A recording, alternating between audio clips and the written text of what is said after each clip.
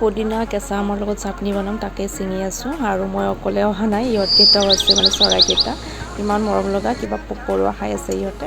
পুদিনাখিনি ভালকৈ এনেকৈ ধুই লৈ আদা এটুকুৰা, 2টা জলকীয়া ঘৰতে লাগি আছিলে, তাৰপিছত এটুকুৰা কেঁচা আম এনেকৈ দিলোঁ, দি এইখিনি মই মিক্সিত গ্ৰাইণ্ড কৰি ল'ম।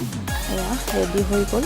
বহাগৰ মাহত খাব লাগে বুলি কয় মাহঁতে, আৰু ইয়াৰ উপকাৰিতাও আছে শৰীৰৰ বাবে, বহুত বেছি টেষ্টিও হয়। আৰু আজি দুপৰীয়া সাজত তেনেকৈ বনাইছিলোঁ মই ভেন্দি ভাজি, দালি আৰু পুদিনাৰ চাটনি, আৰু বেলেগ বনোৱা নাই, এইখিনিয়ে বনাইছিলোঁ। আৰু ৰাতিপুৱা চাহৰ লগত আজি ব্ৰেড বনাওঁতে, ব্ৰেড বাৰু আপোনালোকে কেনেকৈ খায়, ব্ৰেড এনেকৈ বনাই খাবচোন, যদিহে খাই চোৱা নাই, সঁচা বহুত টেষ্টি হয়। টিফিনতো দিব পাৰে আৰু চাহৰ লগতো খাব পাৰে, বা গধূলি মন কৰি গ'লেও খাব পাৰে। ব্ৰেডখিনি এনে চেপত কাটি লৈ মই কণী এটা মাজত দি দিছোঁ, অকণমান তাতে ঘি দি দিছোঁ, দি কাটি থোৱা টুকুৰাটো এনেকৈ দি ফিল আপ কৰি 1 মিনিটমান সময় মিডিয়াম ফ্লেমত সেনেকৈ হোৱাৰ পিছত লুটিয়াই দিম এইখিনি।